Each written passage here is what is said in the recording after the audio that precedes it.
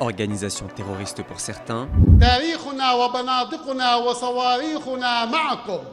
respectable pour d'autres, ce groupe paramilitaire libanais proche de l'Iran veut détruire Israël et fait craindre une nouvelle guerre généralisée.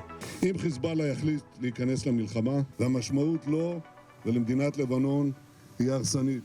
On vous explique ce qu'est le Hezbollah, le Parti de Dieu.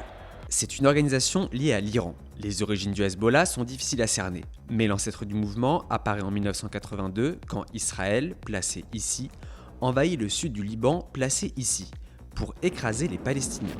L'Iran, gouverné depuis peu par l'ayatollah Khomeini, décide de financer cette organisation qui est d'obédience musulmane chiite. Le chiisme, c'est le courant minoritaire de l'islam, contrairement au sunnisme. Mais si les chiites sont majoritaires en Iran, ils ne représentent qu'un quart de la population libanaise environ, surtout dans le sud du pays. Le Hezbollah est donc dès sa naissance proche de l'Iran culturellement, et stratégiquement il est parfaitement bien situé pour inquiéter Israël. À cette époque, alors que le Liban est en proie à une guerre civile sanglante, il multiplie les prises d'otages et attentats contre les puissances étrangères présentes au Liban venues s'interposer, notamment les États-Unis et la France. À son origine, il désigne les États-Unis et l'URSS comme ennemis de l'islam et appelle à l'anéantissement d'Israël. Il est depuis classé comme organisation terroriste par plusieurs pays. Mais c'est aussi un parti politique puissant. À la fin de la guerre civile libanaise en 1990, le Hezbollah conserve ses armes et étend son influence sociale et politique dans le sud du pays, en finançant des écoles et des hôpitaux dans un pays pauvre où les services publics manquent cruellement.